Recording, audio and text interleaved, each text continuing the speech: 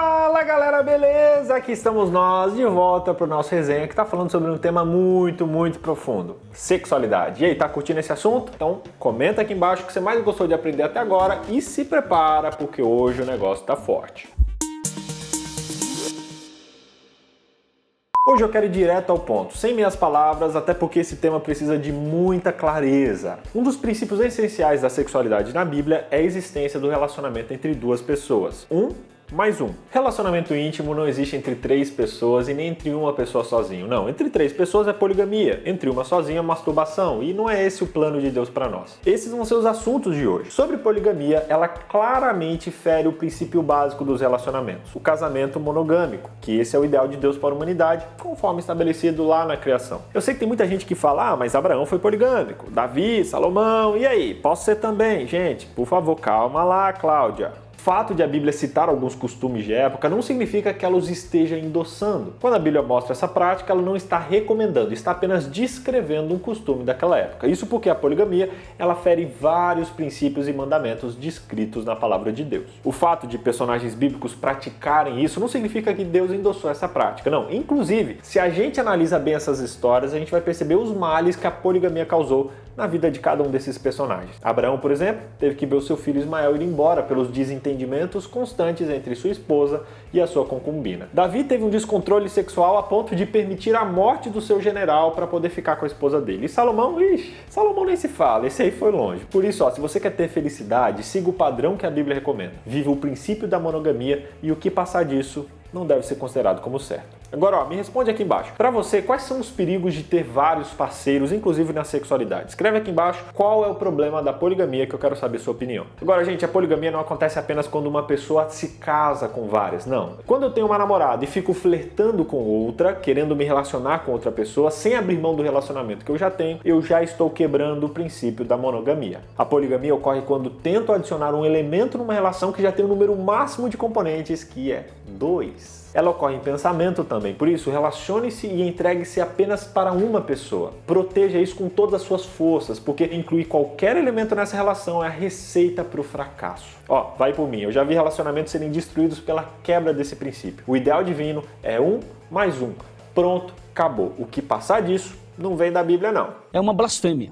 Uma segunda maneira de ferir o princípio do 1 mais 1 é a masturbação, que em outras palavras é o ato de achar que sozinho eu posso viver o prazer da sexualidade. A gente finge que esse mal não está presente na nossa juventude, mas, gente, isso é muito mais real do que a gente imagina. E aí você me pergunta, BJ, o que a Bíblia fala sobre masturbação? Quer que eu te responda? Nada. Como assim? Nada. A Bíblia ela não usa a palavra masturbação. Na verdade, tem alguns textos bíblicos que alguns tentam tirar e falar disso, mas sinceramente eu não acho que seja diretamente essa prática, nem essa palavra que nem existia naquela época. Mas calma lá, embora a Bíblia não fale sobre a palavra masturbação, ela descreve vários princípios que se aplicam a essa questão. Então senta aí para prestar atenção. Eu anotei 6 princípios da Bíblia que são feridos por essa prática, o que mostra que masturbação claramente é um pecado. Vamos lá? O primeiro deles é que a masturbação é um ato de egoísmo. Ela é um ato puramente egoísta, focado apenas no eu. A Bíblia diz que devemos fugir do prazer egoísta. Logo, praticar a masturbação fere esse princípio bíblico de sempre procurar o prazer do outro e não apenas o meu. O segundo princípio é ligado ao adultério, à fornicação. Ele leva geralmente ao adultério, mesmo que em pensamento. Ninguém pratica masturbação pensando na beleza de uma árvore, no sol brilhando no céu. Não. Ela geralmente é acompanhada por pensamentos de sexo com outras pessoas. Isso é claramente um pecado, é claramente adultério. Lá em Mateus 5, verso 28, é dito que qualquer um que olhar para uma mulher e desejá-la em seu coração já cometeu adultério com ela. Se você é solteiro e tem pensamentos sexuais contra a pessoa, você está pecando na sua mente e no seu coração. Se você é casado, você está cometendo adultério. Somos chamados a pensar em tudo que seja certo, puro, amável, de boa reputação. Os pensamentos que originam e resultam na masturbação não se enquadram nesses padrões, logo são pecado e levam ao pecado. O terceiro problema é que a masturbação ela danifica a nossa sensibilidade sexual e espiritual. Ela entorpece os mecanismos dos órgãos sexuais, diminuindo a sensibilidade e prejudicando as relações sexuais normais da vida de casado.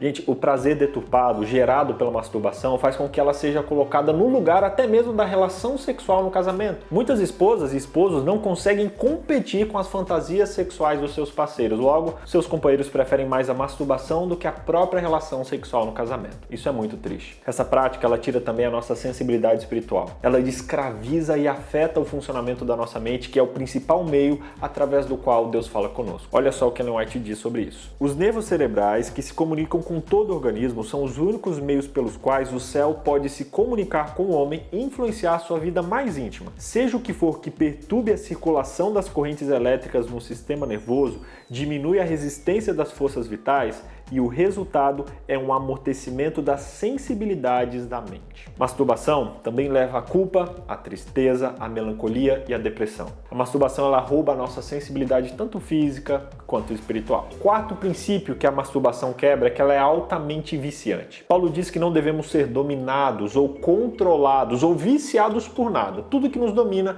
é prejudicial para nós, pois a gente se torna escravo do que domina a gente. A masturbação, ela tem escravizado muitas pessoas. Deus nos criou para a liberdade. Qualquer coisa que nos tire essa liberdade, esse equilíbrio, deve ser abandonada. Um quinto elemento é que a masturbação corrompe o templo de Deus, que é o nosso corpo. A Bíblia ensina que o corpo é o templo do Espírito Santo, um templo sagrado. Através da masturbação e da pornografia, nós colocamos lixo dentro do templo de Deus. Esse é um problema sério, porque a gente está deturpando não apenas o que é nosso, mas o que é de Deus.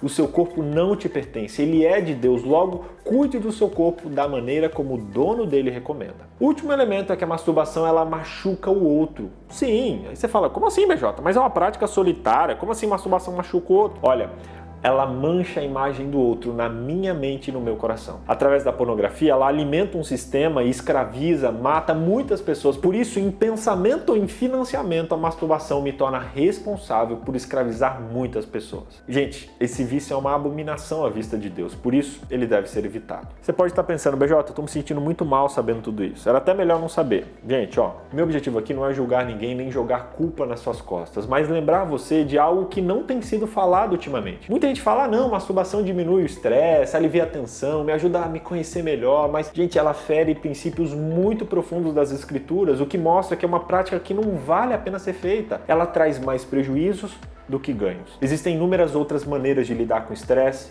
de se conhecer, que não trazem os efeitos colaterais produzidos pela masturbação. Eu digo para vocês que eu já fui viciado em masturbação. Eu sei o quanto essa prática escraviza. Eu sei o peso na consciência que você sente depois de praticar isso e a decepção de cair de novo e de novo. Mas eu sei também que você provavelmente já saiba que isso é errado, que não é o plano de Deus para você. Mas, gente, eu fui liberto desse mal. Eu sou prova viva de que é possível ser liberto. E sei também quantas bênçãos elas podem vir quando a gente se liberta desse vício e do sentimento de culpa gerado por essa prática. Existe libertação. Ela é muito mais profunda do que parece. Não é apenas colocar umas receitinhas em prática, não. Ela envolve um processo que eu vou falar nas próximas lições. Mas hoje eu quero trazer algumas sugestões para você vencer esse mal e nesse processo conseguir se libertar do vício da masturbação. Lembrando que a primeira delas é uma compreensão da graça de Deus e a submissão completa a Ele. Eu vou deixar aqui na descrição um vídeo sobre esse assunto da graça. Assista ele porque ele é a base da libertação desse mal e de qualquer outro mal. O princípio básico da graça deve ser compreendido e entendido para você vencer qualquer pecado. O segundo detalhe é a rendição. A gente não pode vencer o nosso pecado pelas nossas próprias forças. A gente precisa se render a Deus, porque Ele opera o querer e o fazer na nossa vida. Logo, não fique tentando vencer sozinho, admita a sua pequenez e se renda a Deus para que Ele vença por você. Entregue-se nas mãos dele para que Ele faça essa obra em você. E assim,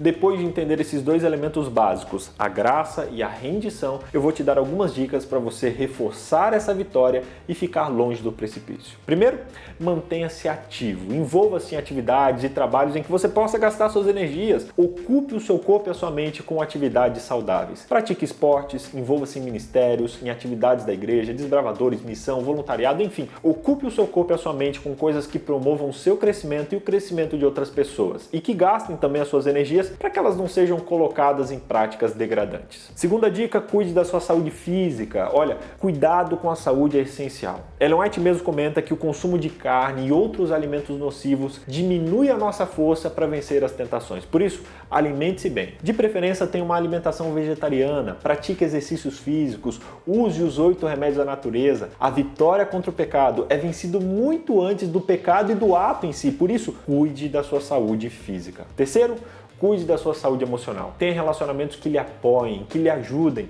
Procure a ajuda de um psicólogo ou de um profissional que possa lhe ajudar a se fortalecer emocionalmente. A masturbação ela é um escape que ocorre quando a gente não está bem emocionalmente, por isso, cuide da sua mente. Quarto, cuide das janelas da alma. Proteja a sua mente, cuide com o que você olha, cuide com o que você coloca para dentro do seu coração. Evite ler, assistir, escutar coisas que tenham conceitos impuros. Olha só o que Ellen White diz sobre esse assunto. Pensamentos vis e leituras de novelas, histórias de amor e livros imundos excitam-lhes a imaginação e exatamente esses se ajustam ao seu espírito depravado. Faça jejum de redes sociais ou de coisas que alimentam a sua mente com o que é mal. Sério, gente.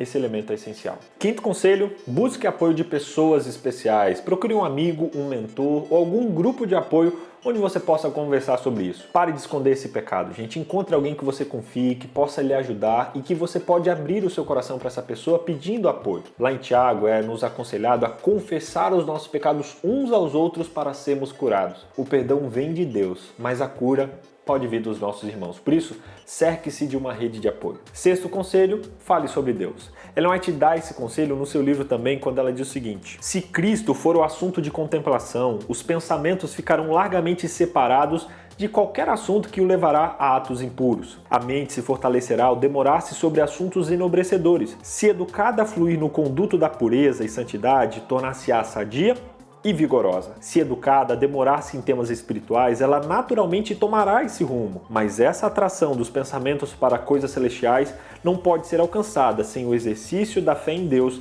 e um fervoroso e humilde apoiar-se nele para receber força e graça suficientes para qualquer emergência. Entre em contato constante com as coisas de Deus. Leia sobre Deus, assista filmes sobre Deus, tenha momentos com Deus e converse sobre Deus com seus amigos. Alimente-se do que é bom.